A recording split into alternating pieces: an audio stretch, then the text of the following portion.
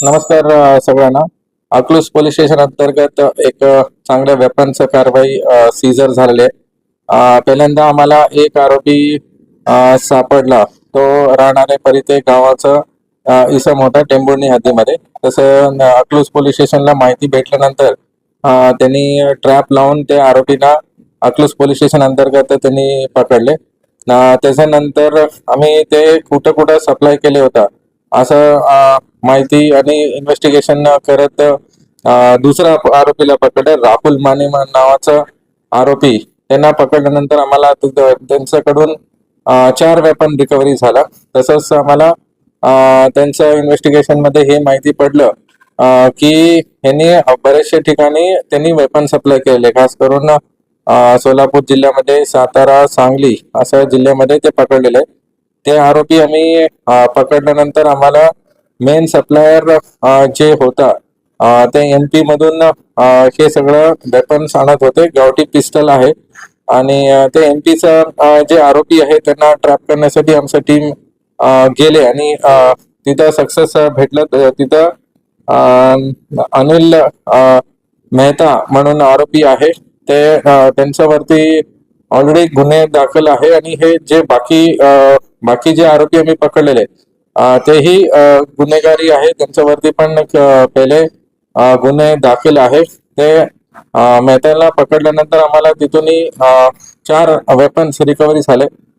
तसं टोटल एक 17 weapon Akluj police station त्यांचं प्रभारी आणि DYSP त्यांचं पूर्ण DB टीम चांगलं कारवाई करून पूर्ण चेन जे आहे सप्लायर पासून ते डिस्ट्रीब्युशन करत होते आणि लास्ट कोणाला कोणाला दिलेले आहे त्यांच्यापर्यंत पूर्ण वेपन आता रिकव्हरी झालेले आहे.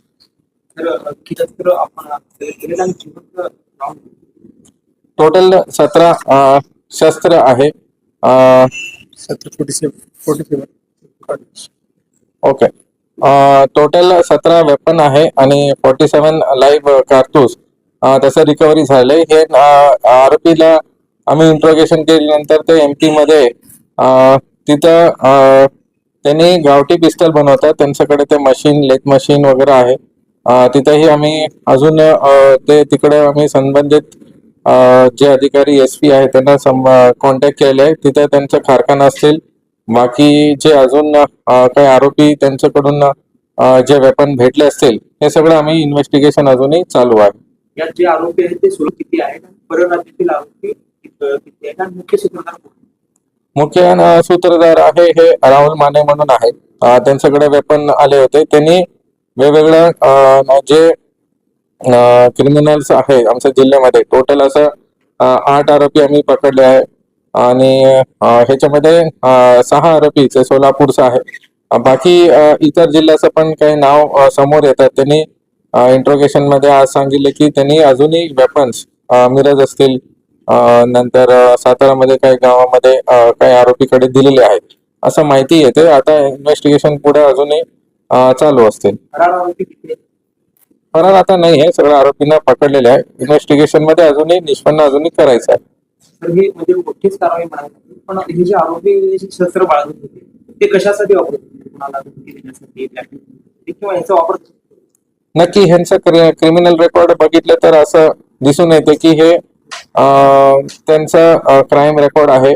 काही 302 मध्ये वॉन्टेड होतात, काही गुन्हे त्यांच्या वरती दाखल आहे. ते एकंदरीत ते त्यांचा क्राईम दुसरा करण्यासाठी या दुसरं प्लॅनिंग करण्यासाठी असं दिसून येतं. अजूनही नक्की ते कुठं वापर करणार होते, कसं काही त्यांनी हे शस्त्राचा वेपन मतलब यूज करून कुठं काही करायचं तसं काही दिसून येत नाही. बट आम्ही सगळं जे नेटवर्क आहे ते पूर्ण आम्ही उद्ध्वस्त केलेले आहे. कुणाकडं अधिकृत परवाना नव्हता? नाही नाही.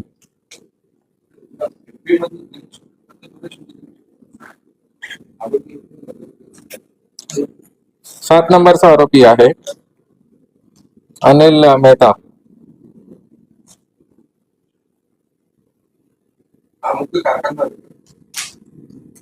ते सप्लायर आहे.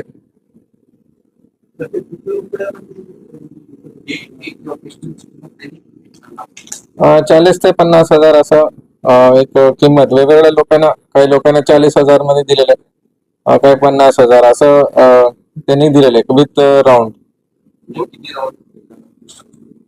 त्यांच्या रिक्वायरमेंट अनुसार मतलब ते काही लोकांकडे 6 राऊंड होतं, काही 5 राऊंड होतं, असं त्यांनी सप्लाय केलेलं आहे.